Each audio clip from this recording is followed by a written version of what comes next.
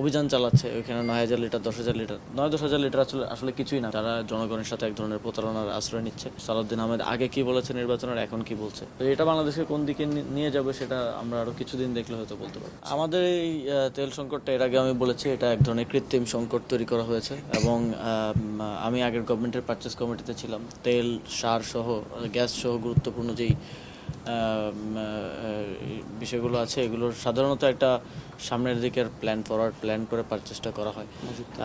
তো মজুদটা থাকার কথা এবং আমার ধারণা এখনও মজুদ আছে এবং বিশেষ করে বড় বড় কোম্পানি যাদেরকে সরকার তেল আমদানি করার অনুমতি দেয় তাদের কাছে মজুদটা আছে। কিন্তু আমরা ডিপোতে তারপরে বিভিন্ন আমরা দেখছি যে তেল বিভিন্ন পাম্পে সরকার অভিযান চালাচ্ছে, ওইখানে 9,000 লিটার 10,000 লিটার 9-10,000 লিটার আসলে আসলে কিছুই না আমি যদি ভলিউম আকারে দেখি। কিন্তু যাদের কাছে কোটি কোটি লিটার আছে, যাদের কাছে ওই অনুমতিটা ছিল, আপনি মংলায় তাদের দেখা যায় যে ওইখানে মজুত করার জায়গা আছে। বড় বড় কোম্পানিগুলো আপনারা সবাই জানেন কারা তেল ইম্পোর্ট করে, তাদেরকে আসলে কিছু বলা হচ্ছে না বা তাদের ওইখানে আমরা কোনো অভিযান হতে দেখছি না। চোখ দেখানো কিছু জাস্ট সামনে দেখানো কিছু অভিযান হচ্ছে। আমার মনে হয় সেই জায়গাগুলোতে অভিযান পরিচালনা করলে তাহলে এই তেলের সংকটটা কাটিয়ে ওঠা সম্ভব এবং এইটা আরেকটু ওয়াইজলি যদি শুরু থেকে প্ল্যান করা হতো। এখন এসে অনেকটা হজবরল হয়ে গেছে 1 মাসের মাথায়, আর শুরু থেকে আরেকটু ওয়াইজলি প্ল্যান করা হলে এই সংকটটা ভালোভাবেই উতরে যাওয়া যেত। হামের আসলে আমি যতদূর জেনেছি যে প্রায় কয়েক বছর ধরেই হামের যে টিকা সেটার ধারাবাহিকতা ঠিকভাবে রক্ষা করা হয়নি এবং আমাদের আরও ভালোভাবে দেখা দরকার। কারণ আমাদের শিশুদের তো নিয়মিতই অনেকগুলো টিকা দেওয়ার বিষয় আছে, সেগুলো আসলে ঠিকমতো দেওয়া হচ্ছে কিনা, না হলে আরও অন্যান্য রোগের প্রাদুর্ভাবও হতে পারে। তবে এই বিষয়টি মহামারী আকারে ছড়িয়ে পড়ার আগে সরকারকে খুব সুইফট এবং দ্রুত এটার প্রতিকারের ব্যবস্থা গ্রহণ করা উচিত এবং এটাকে গুরুত্ব সহকারে স্পেশালি একটা প্রোগ্রামের মাধ্যমে, যেমন কোভিডের সময় হয়েছিল, সারা দেশে একটা প্রোগ্রাম লঞ্চ করার মাধ্যমে এটাকে অ্যাড্রেস করা হয়েছিল।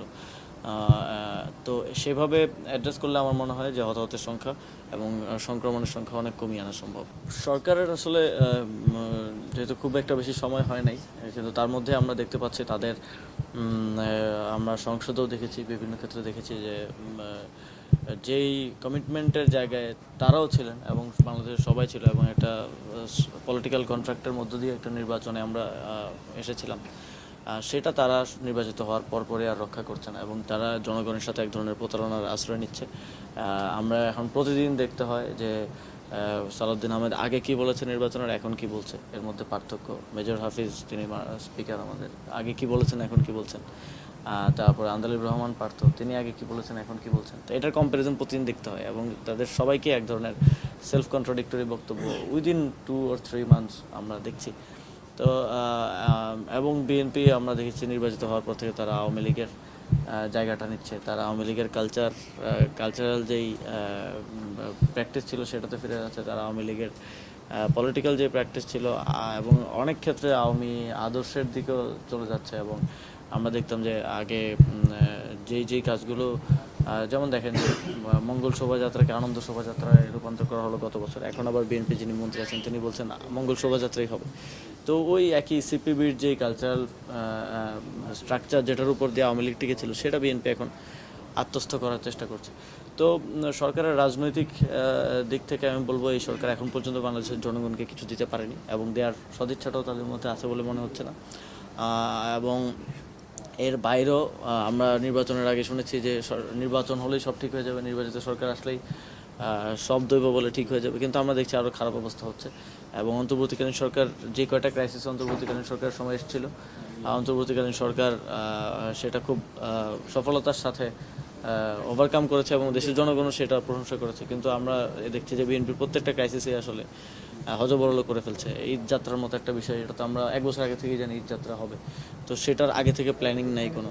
এবং এই যে তেলের সংকট থেকে শুরু করে প্রত্যেকটা জিনিসে আমরা পরিকল্পনার এবং দক্ষতার অভাব দেখছি। তো এটা বাংলাদেশকে কোন দিকে নিয়ে যাবে সেটা আমরা আরও কিছুদিন দেখলে হয়তো বলতে পারবো।